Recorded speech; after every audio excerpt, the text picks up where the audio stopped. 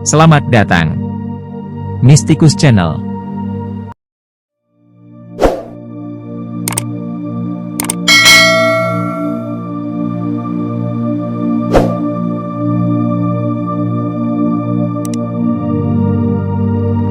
Wanita adalah cahaya Tuhan. Dia bukan dicintai secara duniawi. Dia berdaya kreatif, bukan hasil kreasi.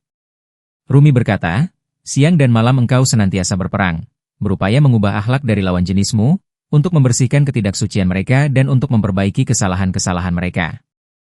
Lebih baik mensucikan dirimu sendiri melalui mereka daripada mencoba mensucikan mereka melalui dirimu sendiri. Ubahlah dirimu sendiri melalui mereka. Temuilah mereka dan terimalah apa saja yang mereka katakan, walaupun dari sudut pandangmu ucapan mereka itu terdengar aneh dan tidak adil. Pada hakikat dari persoalan inilah, Rasulullah Muhammad SAW bersabda, tidak ada kerahiban dalam Islam. Jalan para rahib adalah kesendirian, tinggal di pegunungan, lelaki hidup tanpa perempuan dan berpaling dari dunia. Allah menunjukkan jalan yang lurus dan tersembunyi kepada sang Nabi. Jalan apakah itu? Pernikahan, agar kita dapat menanggung ujian kehidupan bersama dengan lawan jenis, mendengarkan tuntutan-tuntutan mereka, agar mereka memperlakukan kita dengan keras, dan dengan cara demikian memperhalus akhlak kita. Menanggung dan menahan penindasan dari pasanganmu itu bagaikan engkau menggosokkan ketidakmurnianmu kepada mereka. Akhlakmu menjadi baik melalui kesabaran, sementara akhlak mereka menjadi buruk melalui pendominasian dan agresi mereka. Jika engkau telah menyadari tentang ini, buatlah dirimu bersih.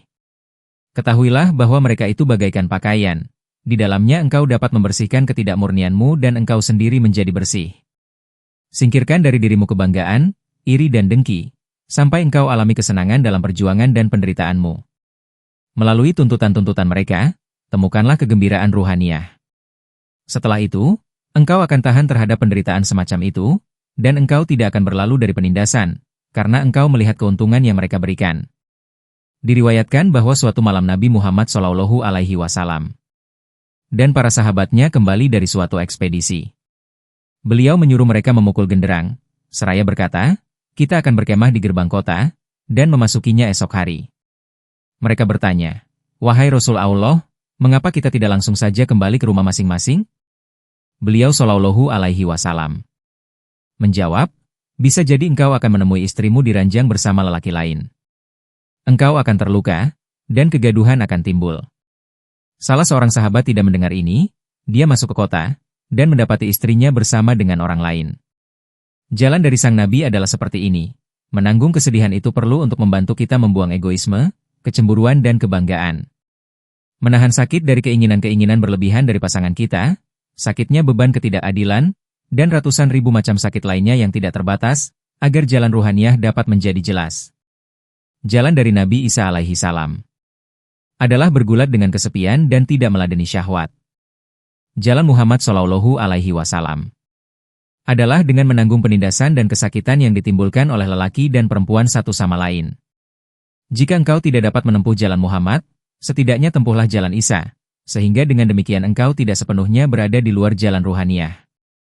Jika engkau mempunyai ketenangan untuk menanggungkan seratusan taman, dengan memandang buah dan panen yang lahir melalui mereka, atau jika engkau diam-diam meyakini di dalam kalbumu, walaupun saat ini aku tidak melihat hasil panen dari penderitaan ini, pada akhirnya aku akan meraih harta karun, bahwa engkau akan meraih harta karun, itu benar adanya, dan yang jauh lebih berlimpah dibandingkan dengan yang pernah engkau inginkan dan harapkan.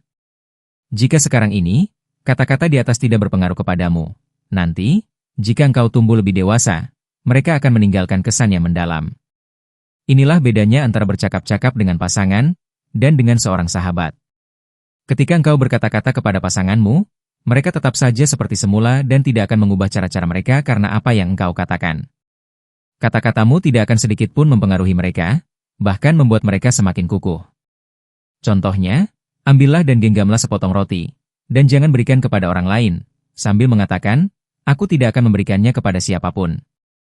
Jangankan memberikannya, aku bahkan tidak akan memperlihatkannya.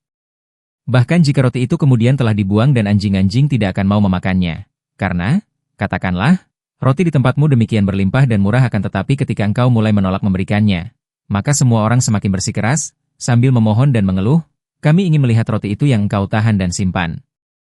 Terlebih-lebih jika engkau menyimpannya selama setahun, seraya bersikeras bahwa engkau tidak akan memberikannya ataupun memperlihatkannya, maka ketertarikan mereka tidaklah berhingga, karena semakin seseorang dilarang, semakin ingin ia melanggarnya.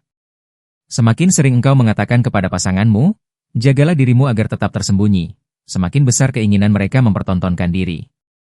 Dan dengan tersembunyinya mereka, semakin bertambah keinginan lawan jenis kepada mereka. Demikianlah, engkau terjepit di tengah-tengah, meningkatkan keinginan kedua belah pihak, sementara itu engkau menganggap dirimu sendiri seorang yang memperbaiki orang lain. Ini merupakan inti dari kecurangan.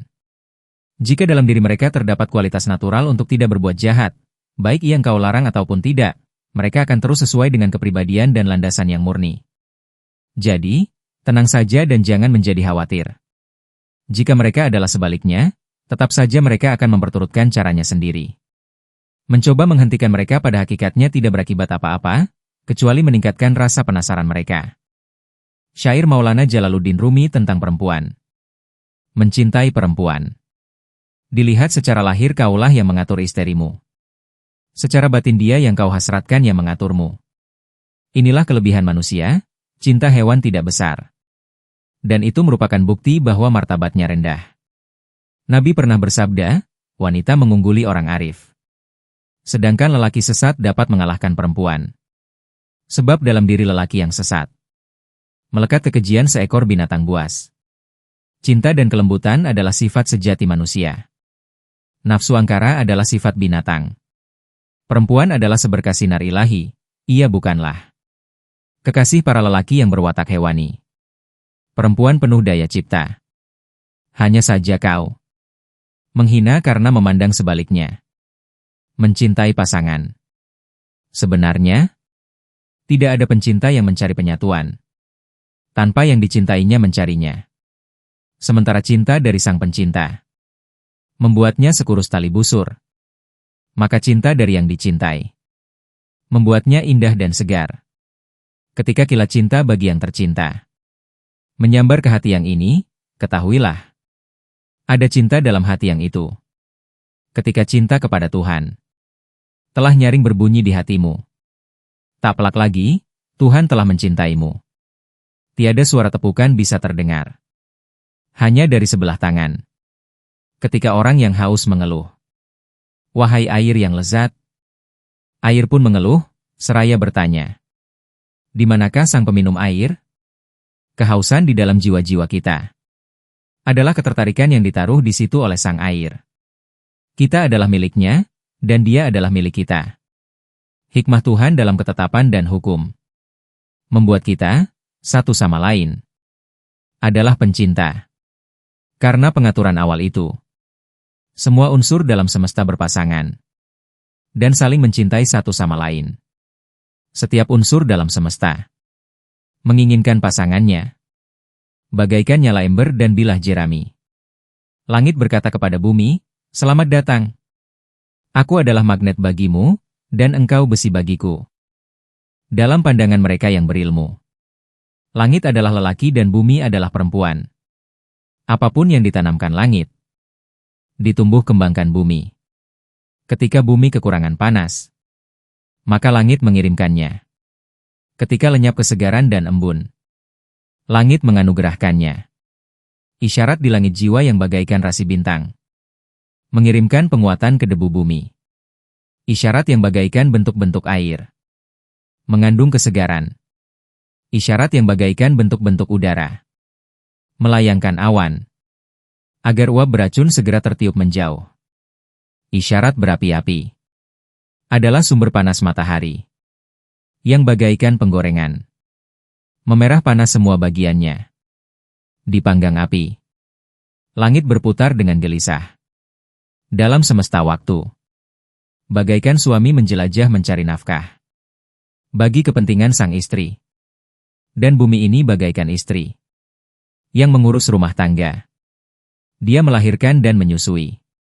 Karena itu pandanglah langit dan bumi sebagai makhluk berakal. Karena mereka mengerjakan karya. Makhluk-makhluk berakal. Jika kedua kekasih ini tidak merasakan kemanisan satu dari yang lainnya, maka mengapakah mereka merayap bersama? Bagaikan pasangan tanpa bumi. Bagaimana mawar dan bunga argawan tumbuh?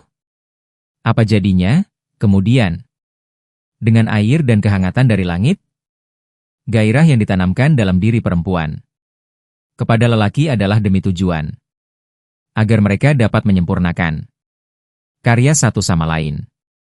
Tuhan menaruh gairah di dalam diri lelaki dan perempuan, agar semesta dilestarikan oleh penyatuan ini.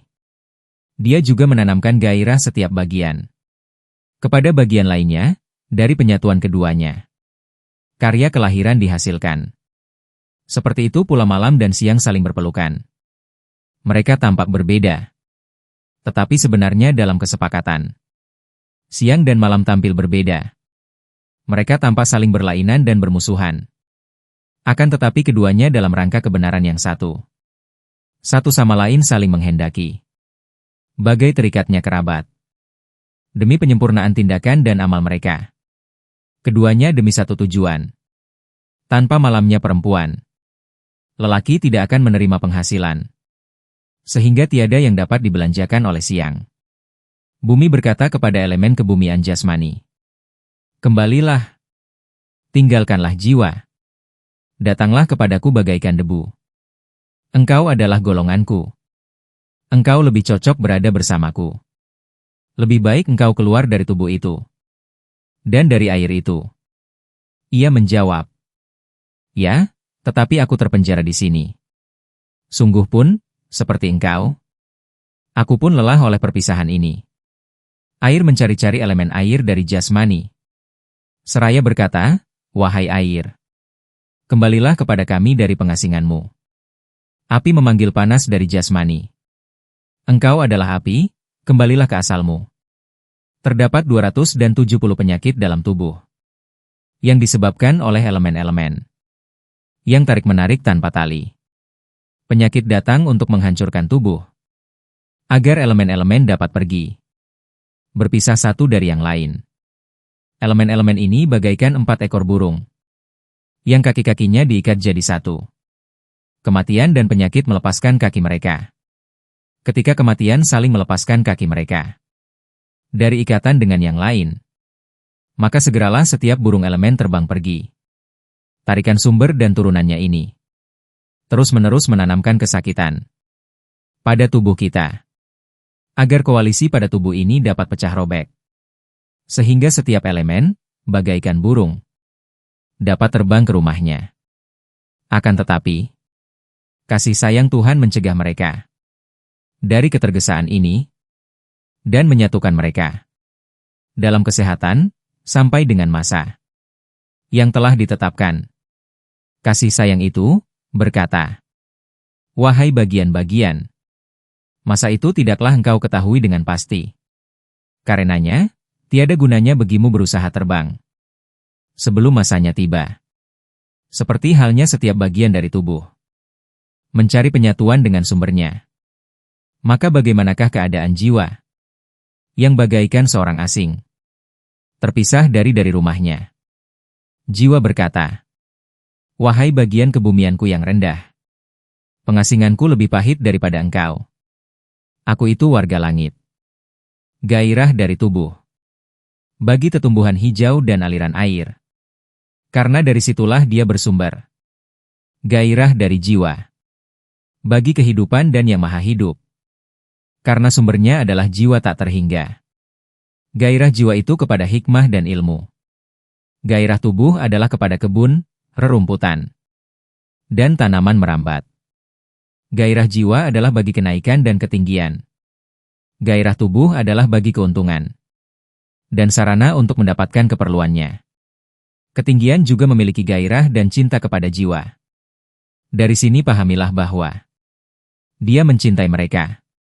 Dan mereka pun mencintainya. Jika terus kulanjutkan penjelasan ini, maka tiada ujungnya. Intinya adalah, ketika sesuatu mencari, jiwa dari objek yang dicarinya juga menghendaki dia. Apakah dia itu manusia, binatang, tumbuhan, atau mineral? Setiap objek yang dikehendaki mencintai semua yang belum memperoleh objek kehendak itu. Mereka yang tanpa objek kehendak mengikatkan diri pada objek itu. sementara yang dikehendaki terus menarik mereka. Akan tetapi, ketika kehendak para pencinta membuat mereka kurus, maka kehendak dari sang kekasih tercinta membuat mereka cantik dan indah. Cinta dari sang kekasih memerahkan pipi. Cinta dari sang pencinta menelan jiwanya. Nyala Ember mencintai Jeremy dengan penampilan bagaikan tidak memerlukan apapun. Sementara sang Jeremy berjuang keras untuk maju di jalan panjang ini. Jika Anda menyukai Mistikus Channel silahkan like, komen, share, subscribe, dan nyalakan tanda lonceng untuk mengikuti update terbaru. Terima kasih.